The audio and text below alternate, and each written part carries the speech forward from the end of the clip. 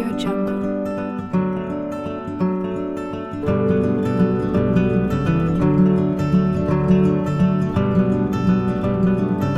Audio Jungle.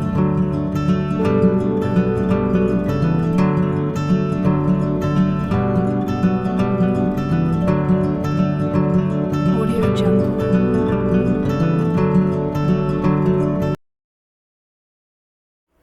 Bismillahirrahmanirrahim. Assalamualaikum warahmatullahi wabarakatuh.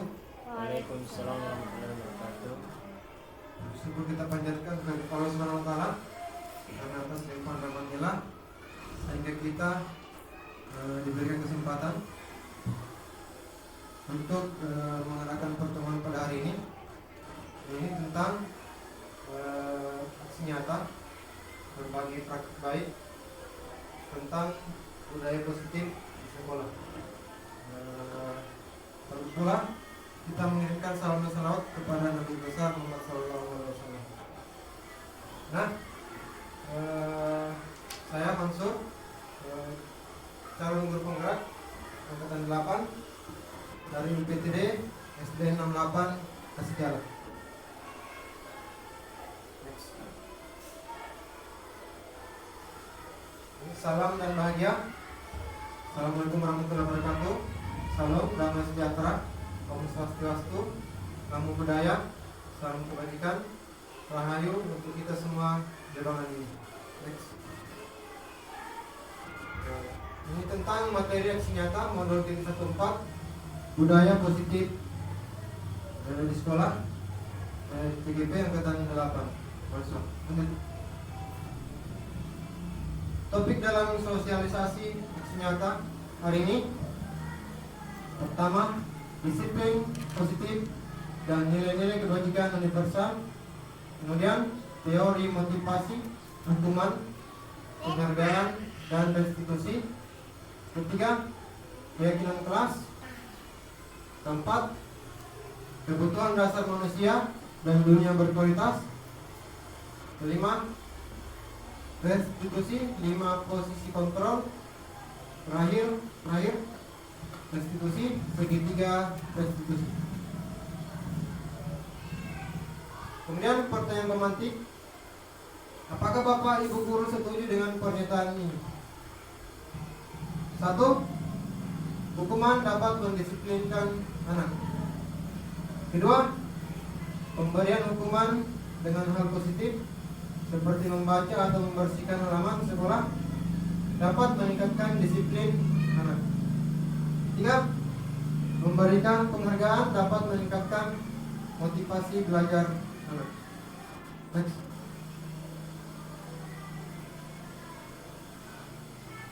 Oke, saya ke materi disiplin positif. Nah, ini bukan hal yang baru lagi ya. Dan ada juga materinya nilai-nilai kebajikan. Kemudian, apakah makna disiplin? Ketika mendengar kata disiplin, apa yang terbayang di benak Anda? Apa yang terlintas di pikiran Anda? Kebanyakan orang akan menghubungkan kata disiplin dengan tata tertib, teratur, dan kepatuhan pada peraturan. Kata disiplin juga sering dihubungkan dengan hukuman, padahal itu sungguh berbeda. Karena belajar tentang disiplin positif tidak harus dengan memberi hukuman. Justru itu adalah salah satu alternatif terakhir dan bila perlu tidak digunakan sama sekali. Jadi intinya di sini ya, hukuman itu dialihkan atau diberikan dalam atau tidak boleh, tapi dialihkan ke hal-hal lain yang lebih positif. Kemudian penghargaan juga itu untuk materi ini atau pemberian hadiah itu juga akan berdampak negatif bagi peserta didik. Kenapa? Itu akan menimbulkan ketergantungan dan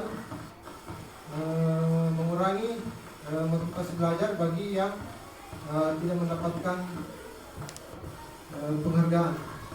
Kemudian, apakah makna disiplin dalam berbudaya, dalam budaya kita? Makna kata disiplin dimaknai menjadi seluruh suatu yang dilakukan seseorang pada orang lain untuk mendapatkan kepatuhan. Kita cenderung menghubungkan kata disiplin dengan ketidaknyamanan.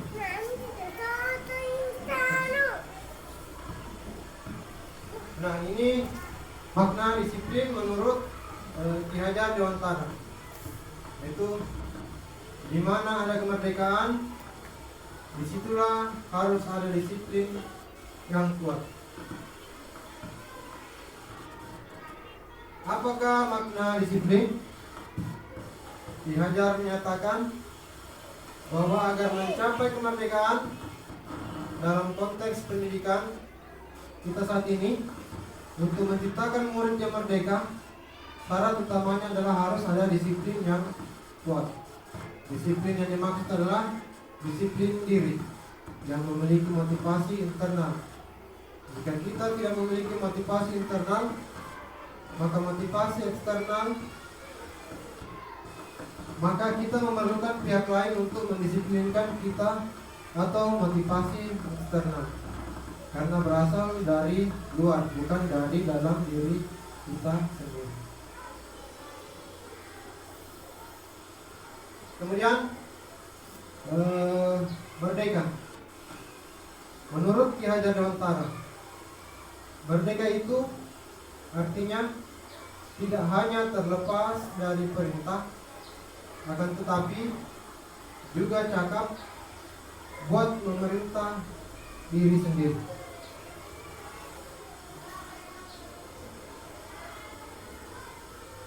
Nah, selanjutnya menurut Ki Hajar Dewantara dan Diana Gosen, Dian menyatakan bahwa arti dari kata disiplin berasal dari bahasa Latin disiplin, disiplina, yang artinya belajar. Berasal dari akar kata yang sama dengan disiplin, atau murid atau pengikut. Selanjutnya, disiplin juga berkonotasi dengan disiplin diri dari murid-murid, itu menurut Socrates dan Plato. Selanjutnya, inilah disiplin positif. Disiplin positif adalah proses pembelajaran. Disiplin positif merupakan pendekatan mendidik anak untuk melakukan kontrol diri dan pembentukan kepercayaan diri. Disiplin berbeda sama sekali dengan hukuman, meskipun disiplin sering diterapkan dengan menggunakan teknik hukuman. Sebagai pendidik, tujuan kita adalah menciptakan anak-anak yang memiliki disiplin diri, sehingga mereka bisa berperilaku dengan mengacu pada nilai-nilai kebajikan universal dan memiliki motivasi intrinsik bukan ekstrinsik.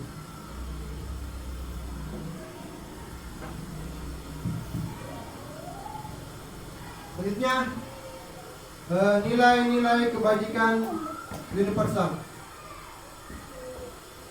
Yang dimaksud nilai-nilai kebajikan adalah sifat-sifat positif manusia yang merupakan tujuan mulia yang ingin dicapai setiap individu. Nilai-nilai tersebut bersifat universal dan lintas budaya, lintas bahasa, suku bangsa, agama maupun latar belakang. Kemudian nilai kebajikan yang ingin dicapai oleh setiap anak Indonesia kita kenal dengan profil pelajar Pancasila yang sudah biasa kita dengar bersama, yaitu beriman, bertakwa kepada Tuhan Yang Maha Esa, dan berakhlak mulia. Kemudian mandiri, bernalar kritis, berkebinekaan global, bergotong royong, dan kreatif.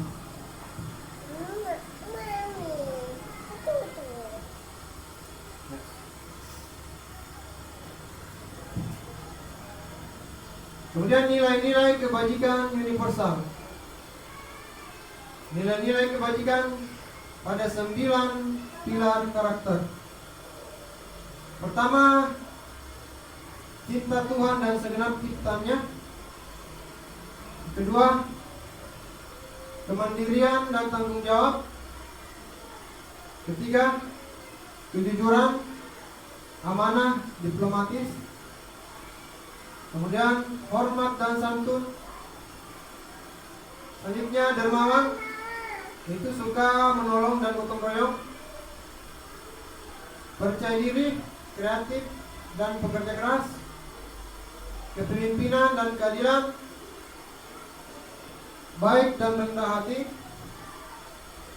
Toleransi, kedamaian dan kesatuan. Itu tadi dari 9 pilar karakter. Selanjutnya ke materi 2.2, teori motivasi perilaku manusia, hukuman dan penghargaan dan restitusi. Nah, Dian Gosen, 3 motivasi perilaku manusia. Pertama itu untuk menghindari ketidaknyamanan atau hukuman. Jadi peserta didik biasanya melakukan sesuatu, salah satunya itu untuk menghindari ketidaknyamanan atau hukuman. Nah, ini adalah tingkat terendah dari motivasi perilaku manusia. Jadi kalau ini yang dimiliki anak itu kategori rendah motivasinya. Biasanya orang yang motivasi perilakunya untuk menghindari hukuman atau ketidaknyamanan akan bertanya, apakah yang akan terjadi apabila saya tidak melakukannya? Sebenarnya mereka sedang menghindari permasalahan yang mungkin muncul dan berpengaruh pada mereka secara fisik, psikologis, maupun tidak terpenuhinya kebutuhan mereka bila mereka tidak melakukan tindakan tersebut. Itu bersifat motivasi eksternal.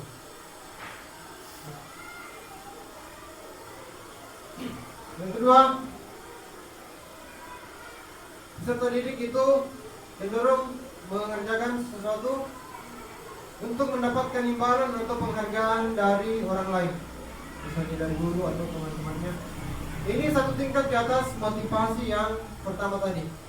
Di sini orang berperilaku untuk mendapatkan imbalan atau penghargaan dari orang lain. Orang dengan motivasi ini akan bertanya, apa yang akan saya dapatkan apabila saya melakukannya? Mereka melakukan sebuah tindakan untuk mendapatkan pujian dari orang lain yang menurut mereka penting dan mereka letakkan dalam dunia berkualitas mereka. Mereka juga melakukan sesuatu untuk mendapatkan hadiah, pengakuan atau imbalan. Ini termasuk motivasi bersifat eksternal. Ketiga, peserta didik atau anak-anak cenderung mengerjakan sesuatu untuk menjadi orang yang mereka inginkan dan menghargai dirinya sendiri dengan nilai-nilai yang mereka percaya. Nah, orang dengan motivasi ini akan bertanya, akan menjadi orang yang seperti apa apabila saya melakukannya. Jadi mereka melakukan sesuatu karena nilai-nilai yang mereka yakini dan hargai, dan mereka melakukannya karena mereka ingin menjadi orang yang melakukan nilai-nilai yang mereka yakini tersebut. Ini adalah motivasi yang akan membuat seseorang memiliki disiplin positif karena motivasi perilakunya bersifat internal, ya, dari dirinya sendiri, bukan dari faktor eksternal, penghargaan atau hadiah, atau apalagi takut mendapatkan hukuman.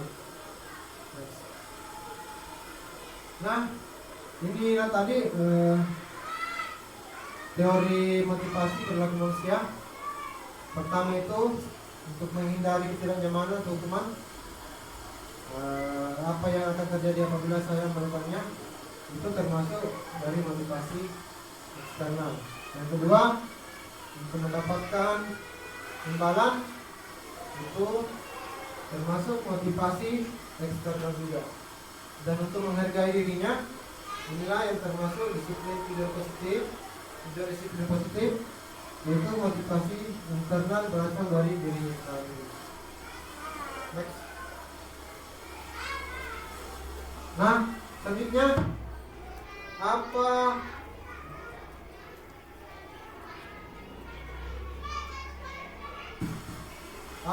itu hukuman? Hukuman bersifat tidak terencana atau tiba-tiba. Hukuman bersifat satu arah dari pihak guru yang memberikan, dan murid hanya menerima suatu hukuman tanpa melalui suatu kesepakatan atau pengarahan dari pihak guru, baik sebelum atau sesudahnya. Hukuman yang diberikan biasanya berupa fisik maupun psikis. Murid atau anak disakiti oleh suatu perbuatan atau kata-kata. Itu tadi tentang hukuman. Sekarang konsekuensi. Konsekuensi itu bentuknya sudah terencana. Jadi tadi hukuman bersifat tiba-tiba ya. Kalau konsekuensi sudah terencana atau sudah disepakati, sudah dibahas dan disetujui oleh murid dan guru. Umumnya bentuk-bentuk konsekuensi dibuat oleh pihak guru, sekolah, dan murid sudah mengetahui sebelumnya konsekuensi yang akan diterima bila ada pelanggaran. Contohnya membuat siswa merasa tidak nyaman dalam waktu jangka pendek.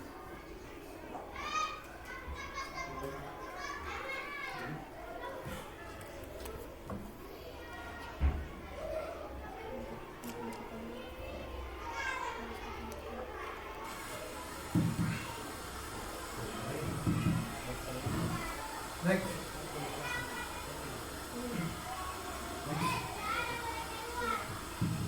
Konsekuensi biasanya diberikan berdasarkan suatu data yang umumnya dapat diukur.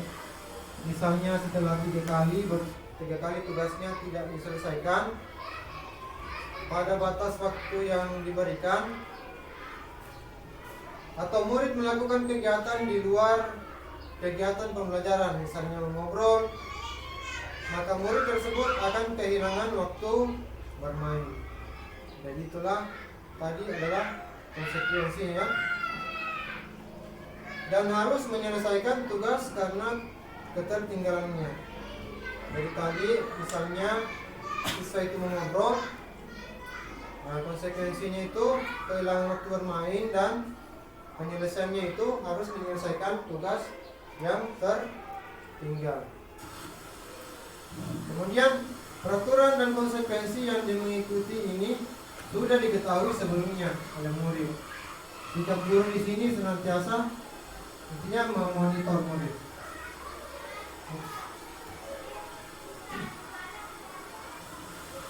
Selanjutnya, apa itu penghargaan? Alfikon mengemukakan penghargaan maupun hukuman adalah cara-cara mengontrol perilaku seseorang yang menghancurkan potensi untuk pembelajaran yang sesungguhnya. Jadi di sini bukan cuma hukuman ya, penghargaan juga itu berdampak negatif. Menurut Kohn, secara ideal tindakan belajar itu sendiri adalah penghargaan yang sesungguhnya. Jadi kalau anak sudah belajar, itu adalah suatu penghargaan. Poin selanjutnya juga mengemukakan beberapa pernyataan dari hasil pengamatannya selama ini tentang tindakan memberikan penghargaan yang nilainya sama dengan menghukum seseorang. Apa itu penghargaan? Nah, ini pengaruh jangka pendek dan jangka panjang bila anak terus diberikan penghargaan. Penghargaan efektif jika kita menginginkan seseorang melakukan sesuatu yang kita inginkan. Itu dalam jangka waktu pendek. Kemudian jika kita menggunakan penghargaan lagi dan lagi, maka orang tersebut akan tergantung pada penghargaan yang diberikan. Jadi anak-anak itu akan kehilangan motivasi dari dalam dirinya. Itu karena dipengaruhi oleh penghargaan dari orang lain. Jadi itu motivasi eksternal. Jadi akan kehilangan motivasi dari dalam diri. Kemudian jika kita mendapatkan penghargaan untuk melakukan sesuatu yang baik, maka selain kita senantiasa berharap, kita berharap ya mendapatkan penghargaan tersebut, kita pun menjadi tidak menyadari tindakan baik yang kita lakukan. Jadi kalau kita selalu berharap, kita tidak sadar bahwa yang kita lakukan itu sebenarnya hal baik walaupun tidak diberikan penghargaan. Next. Selanjutnya ada lagi istilah apa itu restitusi. Tadi sudah hukuman, penghargaan, selanjutnya adalah restitusi. Restitusi adalah proses menciptakan kondisi bagi murid untuk memperbaiki kesalahan mereka. Jadi memperbaiki kesalahan mereka, sehingga mereka bisa kembali pada kelompok mereka dengan karakter yang lebih kuat. Restitusi juga merupakan proses kolaboratif yang mengajarkan murid untuk mencari solusi dari masalah mereka. Jadi peserta didik itu berkolaborasi dengan guru untuk mencari solusi dari masalah mereka dan membantu murid berpikir tentang orang seperti apa yang mereka ingin menjadi atau tujuan mulia yang ingin dicapai dan bagaimana mereka harus memperlakukan orang lain. Restitusi membantu murid menjadi lebih memiliki tujuan, disiplin positif, dan memuliakan dirinya setelah berbuat salah. Jadi anak-anak jika melakukan kesalahan itu kita akan melakukan restitusi ya. Sebentar kita lihat. Kemudian penekanannya bukan pada bagaimana berperilaku untuk menyenangkan orang lain atau menghindari ketidaknyamanan, namun tujuannya adalah menjadi orang yang menghargai nilai-nilai kebajikan yang mereka percaya.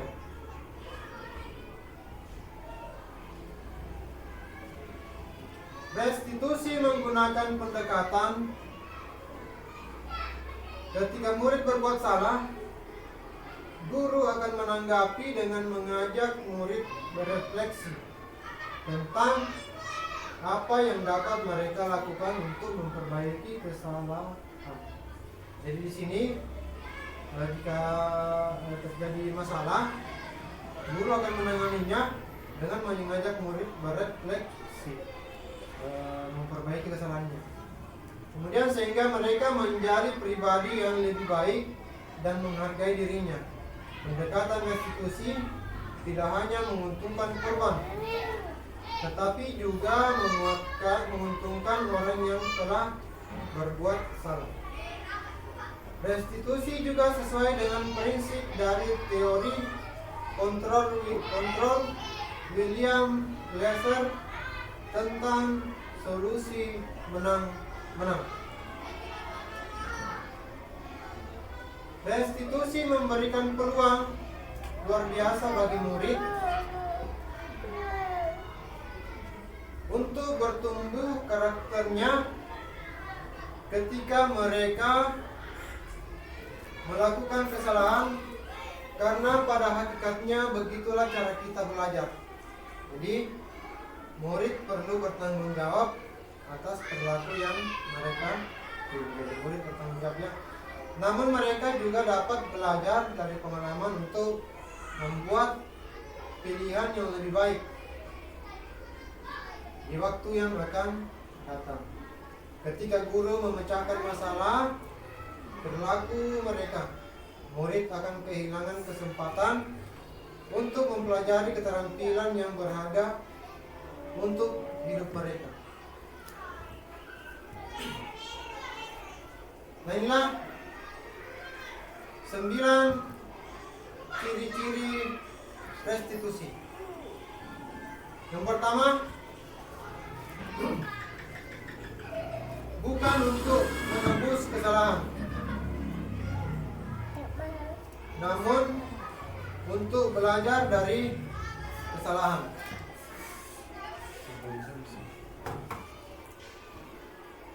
Yang kedua, memperbaiki hubungan. 3, tawaran bukan paksaan.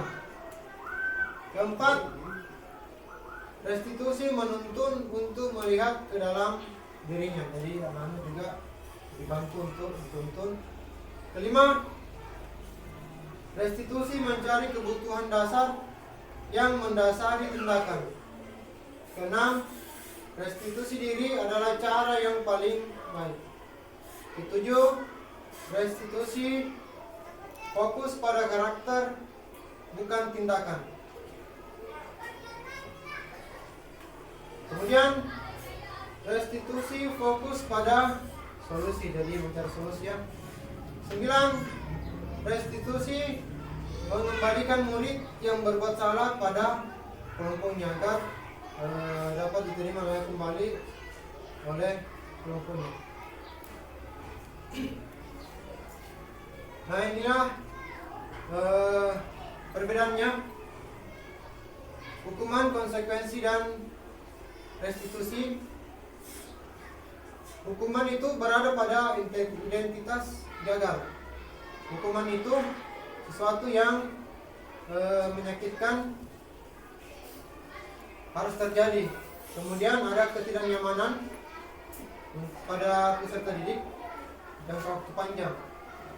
Kemudian ada korban. Kemudian murid akan tersakiti. Kemudian perilaku pasif agresif meningkat. Sistem tidak akan berjalan bila murid tidak takut.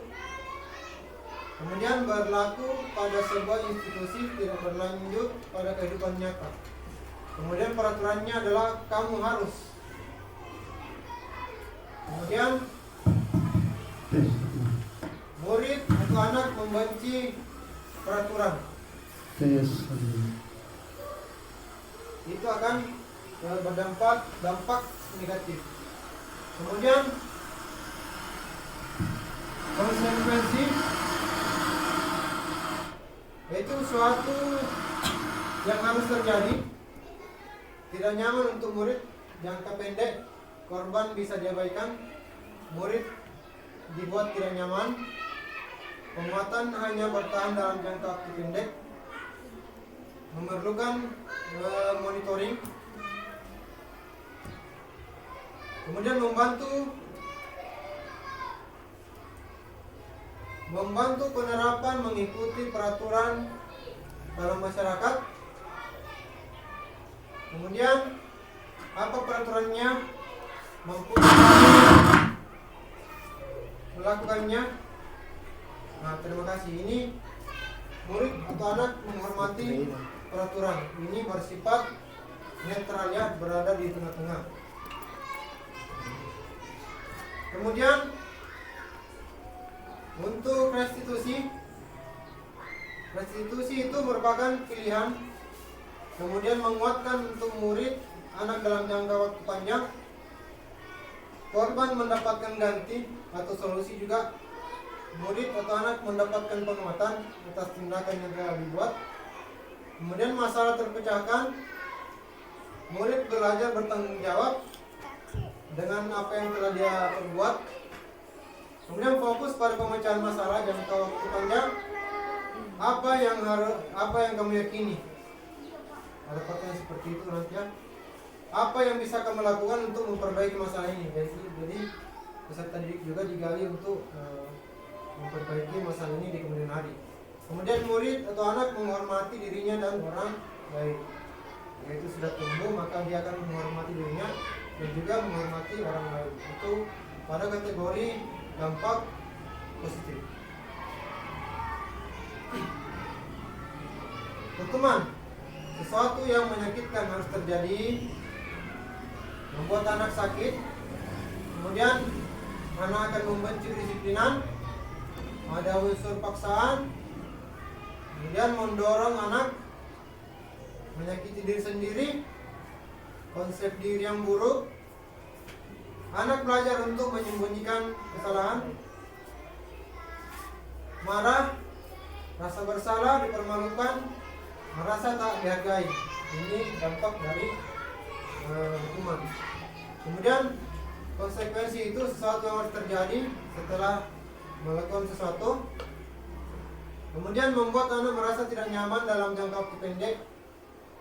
Anak menghargai disiplin, adanya stimulus atau tanggapan, mendorong anak agar mudah menyesuaikan diri. Kemudian konsep diri yang baik. Kemudian anak belajar untuk mematuhi peraturan. Kemudian kehilangan hak, dibuat tidak nyaman, diasingkan untuk sementara atau time.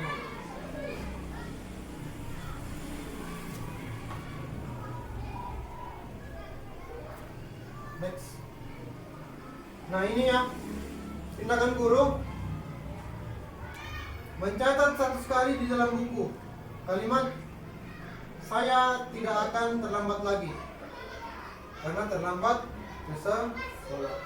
Ini adalah termasuk kategori pemberian hukuman. Ya.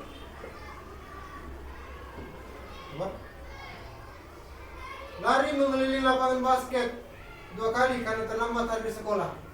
Nah, ini termasuk kategori hukuman. Murid diminta pusat 15 kali karena tidak menggunakan masker ke sekolah. Ini masih termasuk hukuman. Next. Menggantikan kertas tugas teman yang telah dicoret-coret. Ya. Next. Itu adalah konsekuensi. Literal tadi ya. Kemudian membersihkan tumpahan air di meja tulis karena tersenggol pada saat belajar. Ini masuk konsekuensi sama tadi. Kemudian murid tidak disuruh untuk mengenakan sepatu seharian di sekolah karena tidak menggunakan sepatu hitam. Wah, ini termasuk pastinya adalah hukuman karena berdampak negatif pada anak juga. Lari mengelilingi lapangan basket 2 kali karena terlambat 10 menit pembelajaran PJOK. Ini adalah konsekuensi karena peserta didik tadi sudah melakukan hal yang sama sebagai pemanasan ya. Yang tadi yang selanjutnya ini juga bukan hal baru ya. Kita pernah mendengar peraturan, kemudian ada juga kesepakatan kelas. Ada juga istilah baru namanya keyakinan kelas. Next. Mengapa tidak peraturan saja? Mengapa harus keyakinan? Mengapa kita memiliki peraturan harus menggunakan helm bila mengendarai kendaraan roda 2? Itu peraturannya. Mengapa kita memiliki peraturan 3M? Menggunakan masker, mencuci tangan, dan menjaga jarak. Nah, itu karena ada nilai-nilai keselamatan untuk tadi menggunakan helm dan juga bagi kesehatan penggunaan tadi 3M. Inilah yang kita sebut sebagai suatu keyakinan. Ini sudah merupakan keyakinan karena kita yakin tentang adanya nilai-nilai. Jadi nantinya akan kita berubah jadi dari peraturan ke keyakinan. Keyakinan yaitu nilai-nilai kebajikan universal yang disepakati secara tersirat dan tersurat, lepas dari latar belakang suku, negara, bahasa maupun agama. Nilai-nilai kebajikan menekankan pada keyakinan seseorang akan lebih memotivasi seseorang dari dalam. Seseorang akan lebih tergerak dan bersemangat untuk menjalankan keyakinannya. Murid-murid pun demikian, mereka perlu mendengar dan memahami arti sesungguhnya tentang peraturan-peraturan yang diberikan. Apabila nilai-nilai kebajikan di balik peraturan tersebut, apa tujuan utamanya, dan menjadi tidak tertarik atau takut sehingga hanya sekedar mengikuti serangkaian peraturan-peraturan yang mengatur mereka tanpa memahami tujuan mulianya. Ya, pembentukan keyakinan sekolah atau keyakinan kelas. Keyakinan kelas bersifat lebih abstrak daripada peraturan yang lebih rinci dan konkret. Keyakinan kelas berupa pernyataan-pernyataan universal. Pernyataan keyakinan kelas senantiasa dibuat dalam bentuk positif, bukan lagi bentuk negatif. Misalnya kesepakatan kelas, misalnya dilarang buang sampah sembarangan. Kita harus sekarang dibuat keyakinan itu tidak boleh menggunakan kata dilarang, tapi bentuknya lebih bentuk positif. Keyakinan kelas hendaknya tidak terlalu banyak sehingga mudah diingat dan dipahami. Kemudian keyakinan kelas sebenarnya sesuatu yang dapat diterapkan di lingkungan tersebut. Semua warga kelas hendaknya ikut berkontribusi dalam pembuatan. Jadi semua bukan cuma guru yang membuatnya, tapi kita memberi kesempatan kepada peserta didik untuk mengeluarkan pendapatnya. Nantinya akan disepakati menjadi keyakinan kelas. Kemudian bersedia meninjau kembali keyakinan kelas dari waktu ke waktu. Jadi itu ada evaluasi sejauh mana keberhasilan atau tepatnya penerapan keyakinan kelas yang kita buat. Ini adalah pendalaman keyakinan kelas tabel T dan Y. Ada hormat. Kami meyakini bahwa sangat penting untuk menghormati semua orang dan barang milik orang. Bekerja, kami meyakini bahwa sangat penting untuk mengerjakan segala pekerjaan atau mengikuti kegiatan yang telah ditugaskan. Kemudian diterima dan dimiliki, kami meyakini bahwa sangat penting untuk merasa diterima pada satu kelompok dan saling peduli satu dengan yang lain. Ini adalah tabel T dan tabel Y. Next. Sana dulu.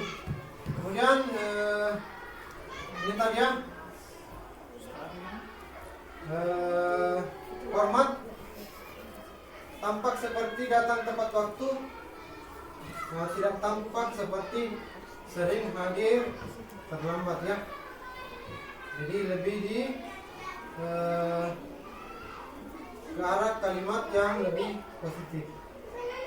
Kemudian menyapa teman dan guru setiap hari. Itu tidak tampak seperti tak acuh kepada teman guru. Tak acuh itu nada negatif ya. Kemudian mengembalikan barang teman yang telah dipinjam.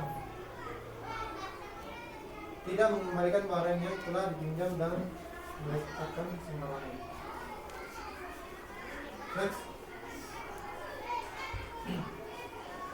Ya, ini bagian samping itu adalah peraturan. Nah, peraturannya selalu kembalikan buku tempatnya. Keyakinan kelasnya itu adalah itu tanggung jawab. Itu melatih anak itu bertanggung jawab. Itu dilarang mengganggu orang lain.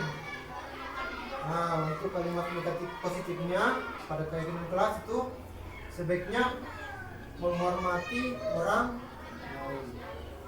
Kemudian hadir di sekolah 15 menit sebelum pembelajaran dimulai. Itu biasanya peraturan di kelas ya.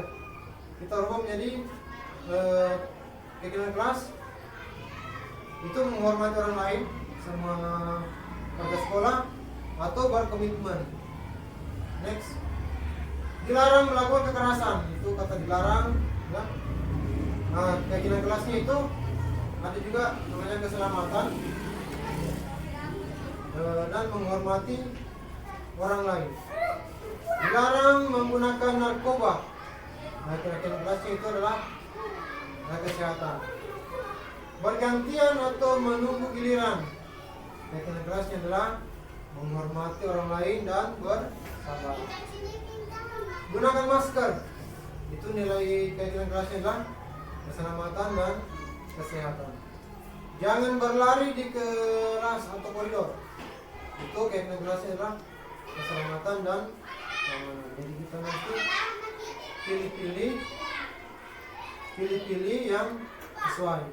Kemudian kebutuhan dasar manusia. Ini yang kita merupakan kebutuhan kita masing-masing ya. Kita itu pertama membutuhkan kasih sayang dan rasa diterima. Kemudian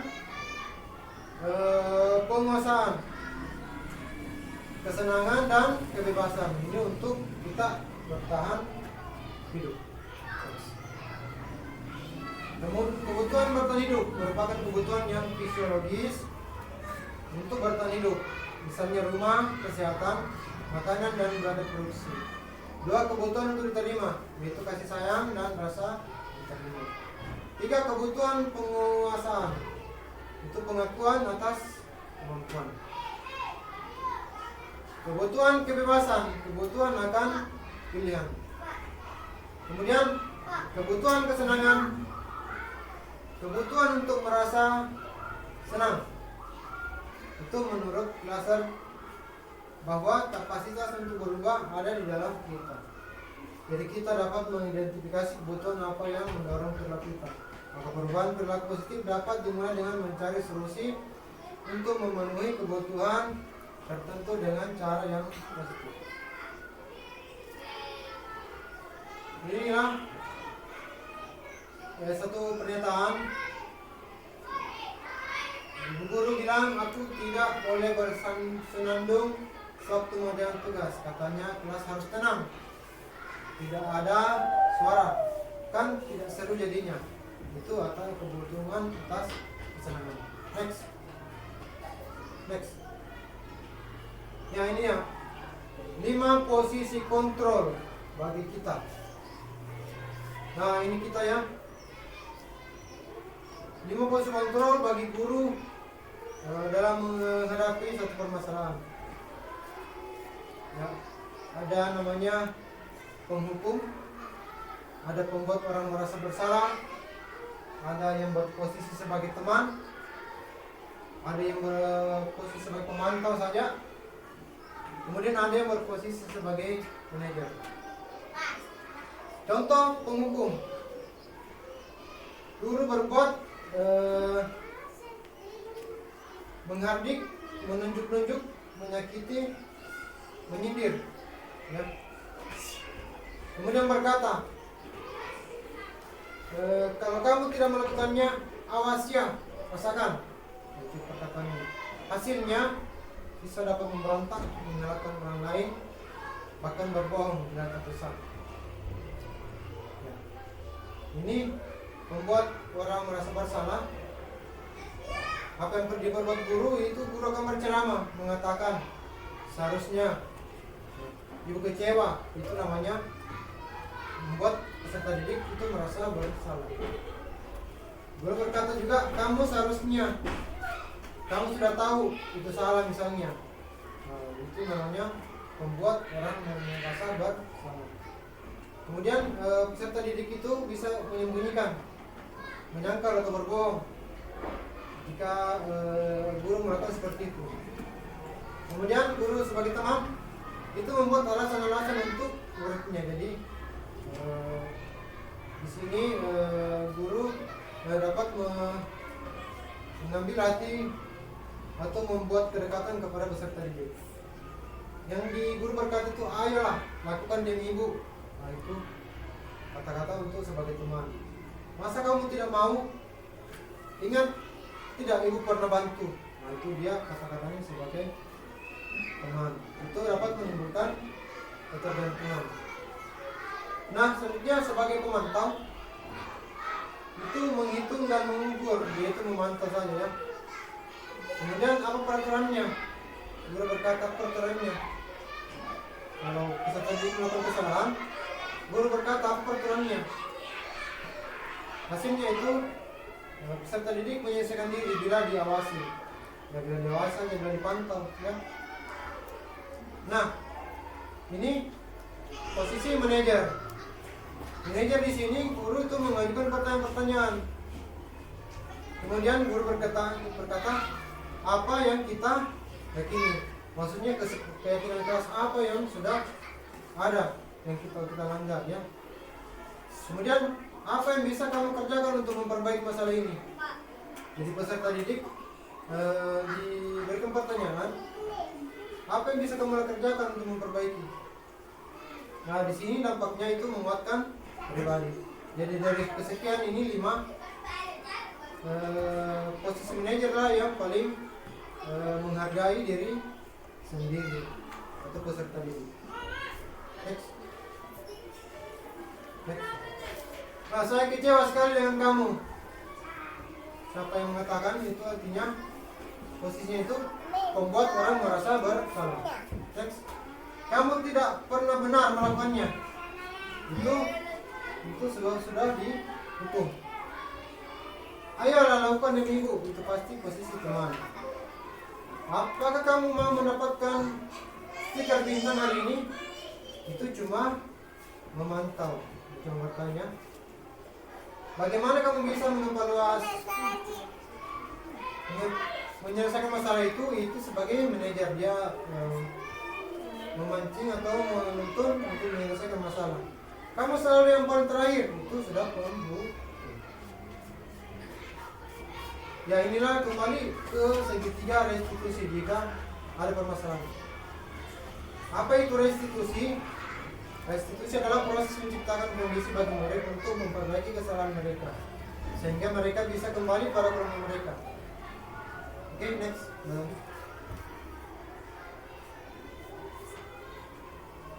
Ya, ini tadi ya.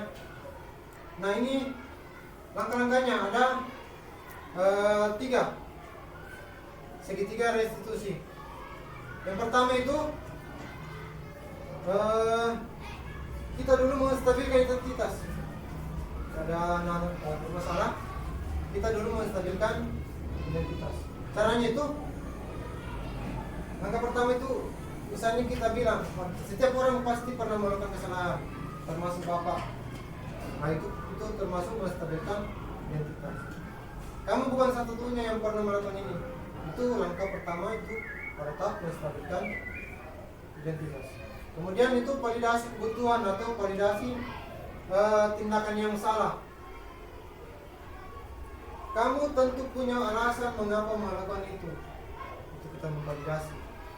Kemudian adakah cara yang lebih efektif mendapatkan apa yang kamu butuhkan. Itu kita validasi kebutuhan gimana. Validasi kebutuhan yang salah. Kemudian menanyakan keyakinan. Ini tadi ya. Nilai-nilai apa yang telah kita sepakati.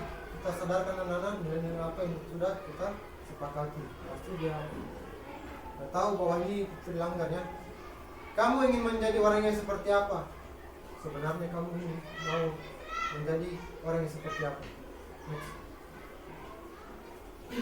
Nah, ini menstabilkan identitas. Guru berkata, berbuat salah itu hal yang manusiawi. Tidak ada manusia yang sempurna. Bapak ibu juga berbuat salah. Kita pasti bisa menyelesaikan permasalahan ini. Bapak ibu tidak tertarik untuk mencari tahu siapa yang benar, siapa yang salah. Bapak ibu lebih tertarik untuk menyelesaikan masalah ini. Kalau kamu menyalahkan dirimu sendiri terus-menerus, apakah kamu bersikap baik pada dirimu? Itu pada saat menstabilkan diri. Next. Ini kita ke penjas ya. Kamu bisa saja kan melakukan hal yang lebih buruk, tapi kamu tidak melakukannya. Kamu pasti punya alasan mengapa melakukannya. Jadi pasti anak akan melakukan apa alasannya. Apa yang penting bagi kamu? Kemudian kamu boleh tetap berusaha menjaga sikap itu, tapi tambahkan sikap yang lain yang baru. Maksudnya tambahkan yang lebih positif. Next. Tahap terakhir itu pada segitiga restitusi menanyakan keyakinan. Guru berkata, apa nilai yang kita percaya di kelas? Nah, nilai-nilai universal apa yang telah kita sepakati? Kelas yang ideal itu seperti apa? Kamu ingin jadi anak seperti apa? Itu menanyakan keyakinan yang telah disepakati. Next.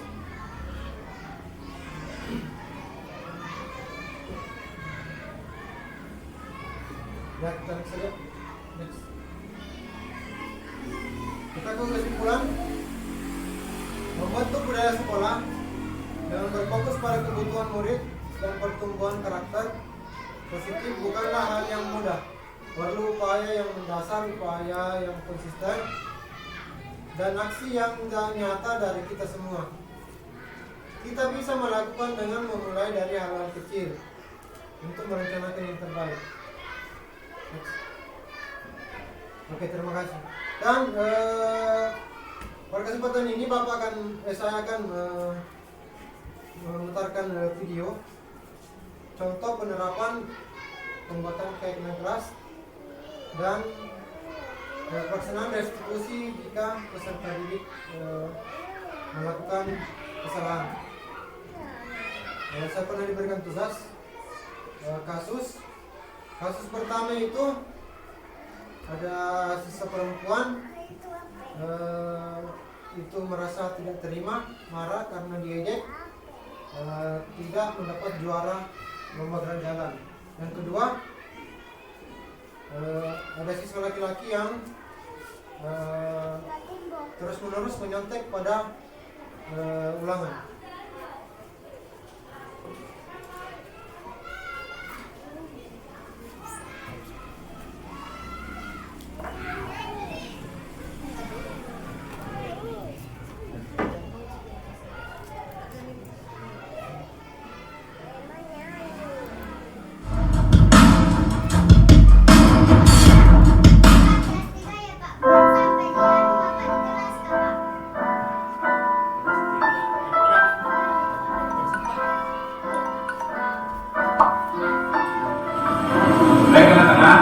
Salah tadi kalian ini antara satu anak atau satu orang teman lain sudah mulai benar. Sekarang saya akan memberikan satu kegiatan lagi, yaitu kita membuat keyakinan kelas. Ya. Jadi hari ini kalian akan membuat sebuah perjanjian tentang keyakinan kelas, dan kalian ingin kelas yang kalian ingin seperti apa. Nah, di sini saya sudah punya stiker. Jadi kalian akan saya bagi satu orang satu stiker untuk membuat kalimat atau keyakinan apa sih yang kalian inginkan untuk keyakinan. Kira-kira siapa yang bisa membagikan stiker ini? Silakan.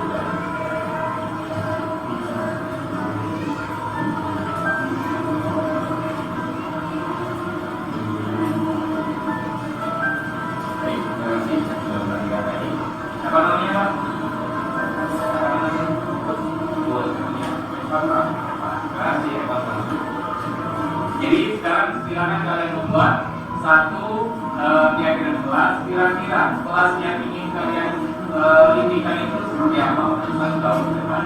Silakan ditulis dalam 1 menit saja ya.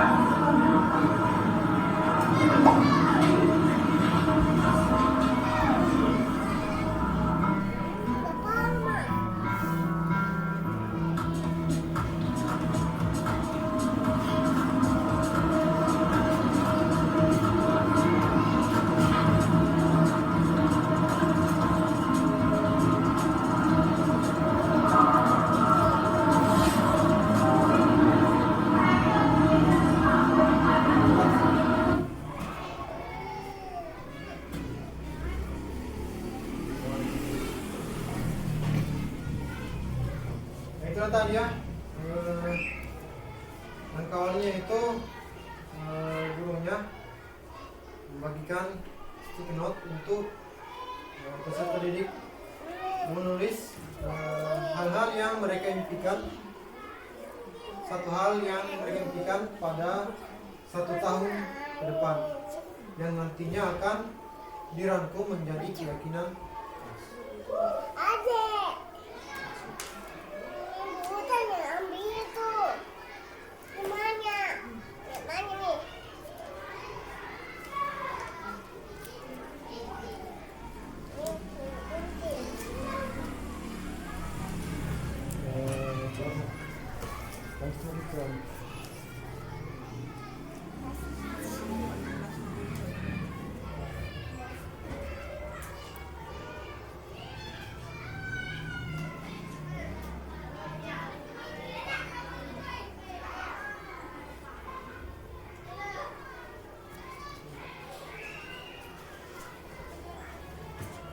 Selanjutnya ke penerapan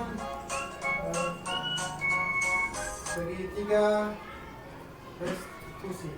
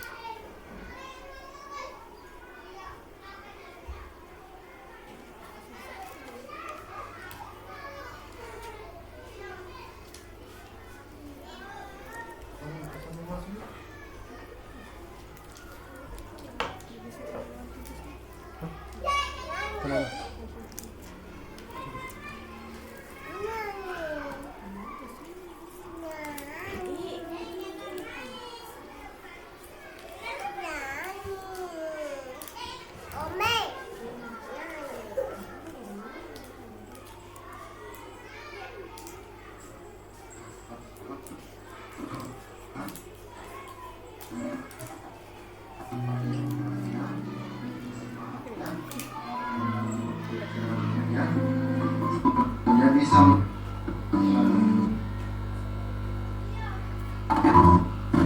apa ingin mendengar mengapa kalian bertengkar dengan kami. Saya jengkel Pak, misal sama kedua karena saya reject tidak dapat juara lomba.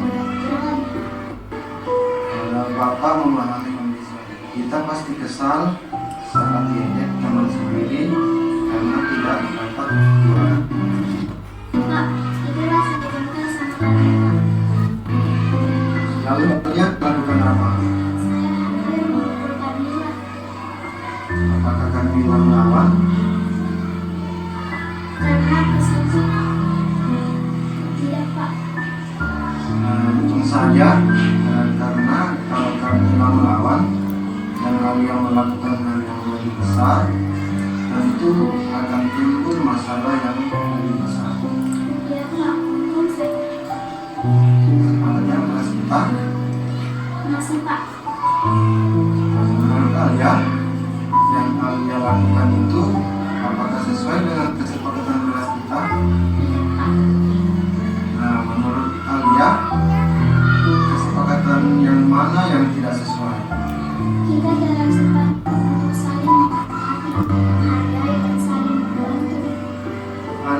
yakin dengan nilai itu?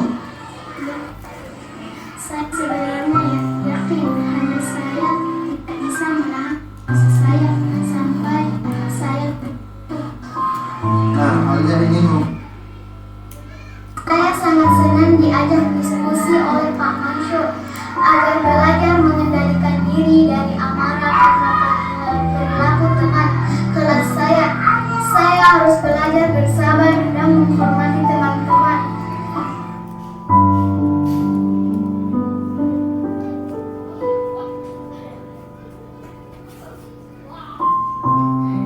tahu mengapa Bapak panggil Nagalan? Tidak, Pak. Nagalan akan pas ulangan. Bapak lihat itu Nagalan melihat jawaban temannya, yaitu Alfian. Betul atau tidak, Nagalan? Nah, betul ya. Nagalan mencontek itu perbuatan yang baik atau tidak baik? Tidak baik. Nah, iya, setiap manusia pasti pernah berbuat salah, termasuk juga Bapak kamu berbuat salah. Dalam pun juga begitu, pasti pernah berbuat salah. Tapi Bapak di sini bukan untuk mencari siapa yang salah, tapi mencarikan solusi supaya jalan tidak.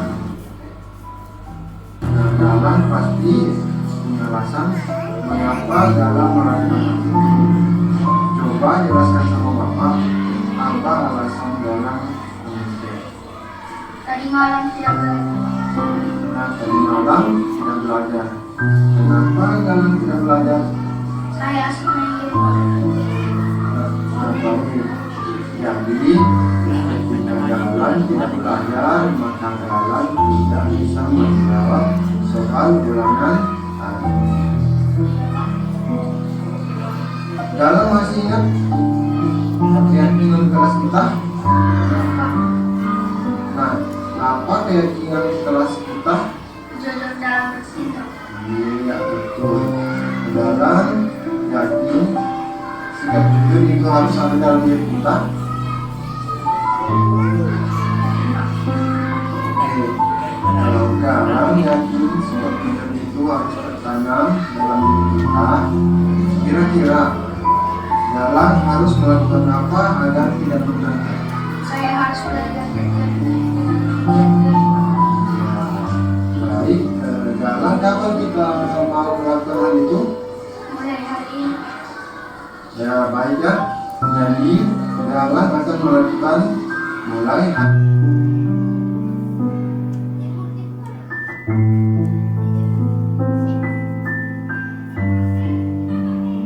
Saya sangat senang diajak diskusi dengan Pak Mansur agar belajar mengerjakan ulangan dengan mandiri. Saya harus mempersiapkan diri sebaik mungkin sebelum ulangan.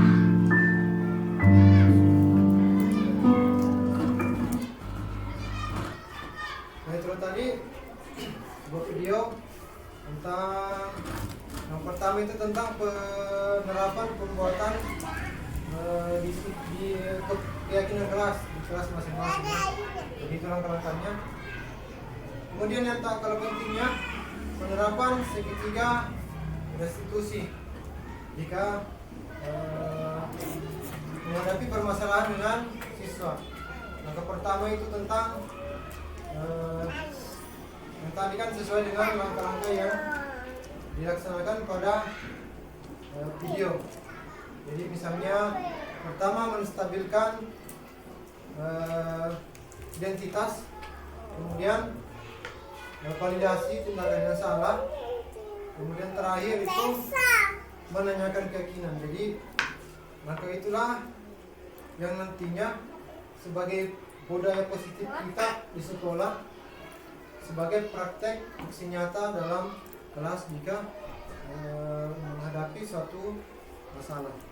Dan terima kasih atas perhatian dari rekan-rekan guru atas partisipasinya. Kurang lebihnya mohon dimaafkan. Assalamualaikum warahmatullahi wabarakatuh.